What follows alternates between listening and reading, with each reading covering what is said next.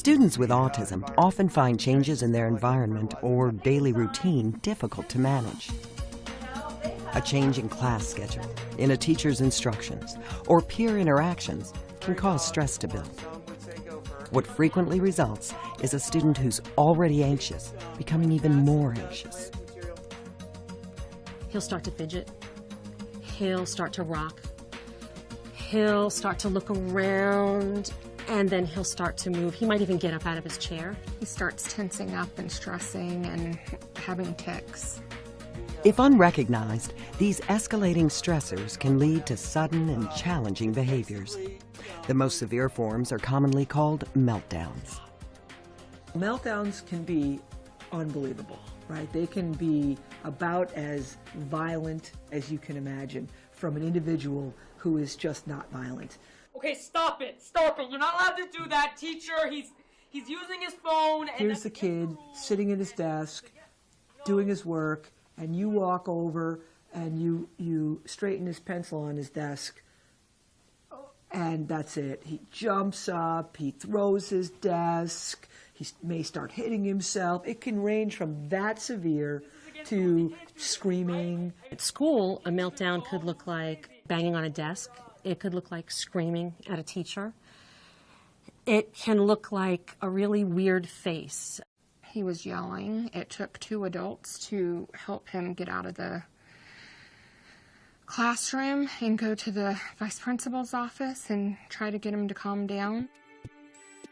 For students with autism, meltdowns occur when a situation, a task, or unforeseen stimuli overwhelms their ability to control their anxiety. And for many, it starts with being unaware of their feelings and emotions. First of all, they can't tell that they're a little bit upset or they're overwhelmed or they're anxious. The next issue is some of our students have a difficult time matching emotion to event. For example, if our student misses 2 words on a spelling test, it's the end of the world because he doesn't understand that really in life 2 spelling words, not a big deal. And the way you react to it is to say, oh well, if I want to do better, maybe I'll study harder next time. The next issue is once our children become upset or overwhelmed, they have difficulty calming themselves down. There's nothing deliberate about a meltdown. It's not purposeful behavior directed at teachers or other students, but it can bring about a dramatic change in the affected student, whose behavior can be very disruptive to the class and an unsuspecting teacher. When Nicholas gets upset, his anxiety peaks and then the defiance comes, and it doesn't look like he's a child with autism. It looks more like he's a defiant teenager. I have to go to the bathroom! When they occur, meltdowns are the way a student with autism releases pent-up frustration. But the reason behind them varies. Many things can cause meltdowns. A lack of predictability is one.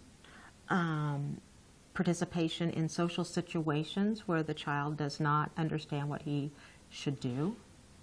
Not being able to get assistance when needed. Having too much or too little sensory stimuli.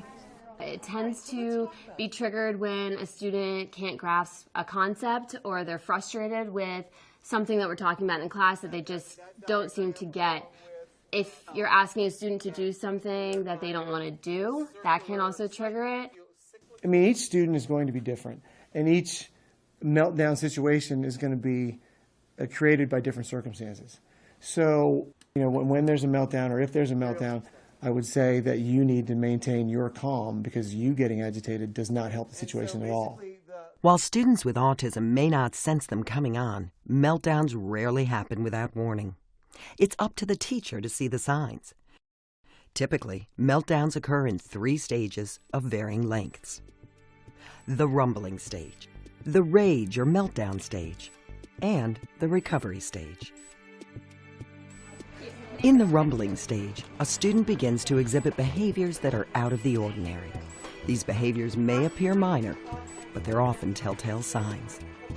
He may begin to drum his fingers on his desk, swing his legs, clear his throat, talk under his breath, start pacing back and forth. I used to know it.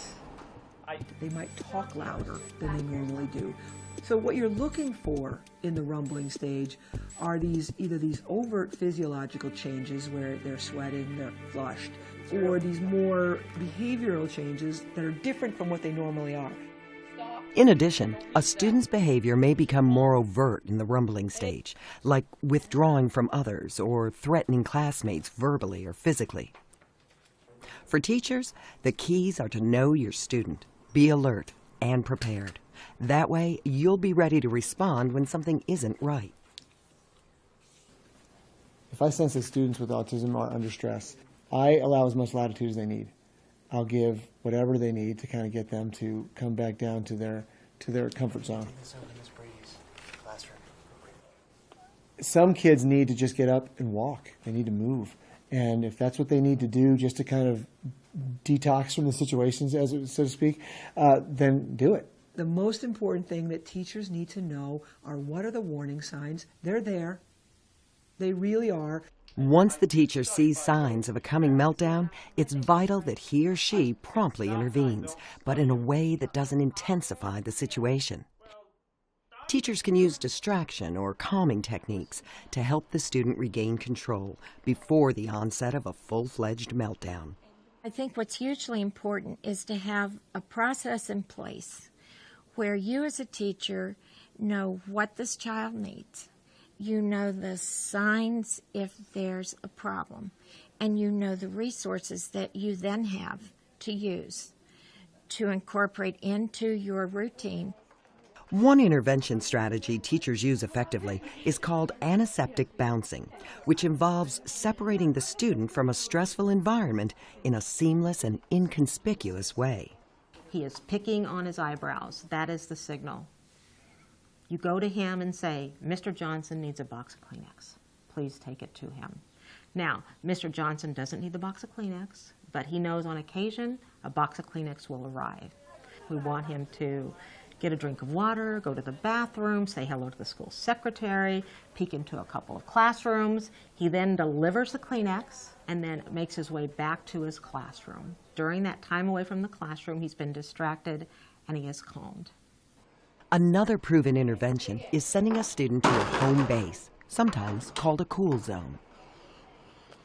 A home base is simply a place where the student can go to decompress. It is not escape from work. It can be a speech-language pathologist room. It can be a resource room. It can be a counselor's office. I'm going to give you 5 minutes on this timer, and I'm just going to give you some space, okay? Usually we have some type of calm down plan already set in place, or somewhere for them to go where they don't need to focus on whatever work that we're doing at that moment to just regain their composure and calm down. If a student's anxiety is not relieved during the rumbling stage, he or she will likely enter the rage or meltdown stage. Here, the student may lose control, acting impulsively, emotionally, and sometimes explosively. At this point, behaviors range from outwardly physical, hitting, kicking, screaming, and destroying property, to internal, such as withdrawal. What a meltdown really boils down to, it's when you're hijacked by your own emotions. You're basically you have no control. You have completely snapped. And depending on the individual, it can range from I'm just going to scream and cry and run out of the room to I'm going to throw tables. So, first rule. Stick with your group. Lisa's son, Paul, has meltdowns that vary in appearance. Meltdowns look like very different things depending on where you are for Paul, or depending on where Paul is at school. Even though he's a really happy, nice guy, the meltdowns will not look the same. And people who have never seen one will be surprised at how violent he can become. When a meltdown occurs, teachers need to know what to do, what supports are in place, and be ready to act. Together, if we come up with a system, there needs to be a plan. The general ed teacher needs to know what that plan is, and within that plan, that teacher needs to know, when do I send the child out of the classroom? Where do the other kids go? Who are they supervised by? Who is going to help me if the child has a meltdown? And what should I do during that meltdown? During a meltdown, teachers should keep one fundamental rule in mind. Keep everybody safe. I mean, that's really the issue. Oftentimes you have to remove everybody because it's too difficult to, especially when you're talking about high school. You know, if you're talking about a 15-year-old, 175-pound man, you're not removing him. You have to remove everybody else. For teachers, having a plan and implementing it properly is critical to helping a student who's suffering a meltdown regain control. The last thing you want is for the individual with autism to have a meltdown or a tantrum or a behavior problem, because those things are hard to recover from. His classmates start to think he's got a problem that is bigger than it really is. And so there are things that the gen ed teacher should know to do that will help keep the participant with autism sort of on a level ground. Take it from a parent of a student with autism. Teachers can make all the difference when it comes to helping prevent meltdowns from occurring in the first place. The teachers that work well with Paul know him. They watch his face. They watch his body language. They don't just wait for words to come out of his mouth, because by then it's done. You're already in a frustrating episode. Following a meltdown comes the third stage, recovery.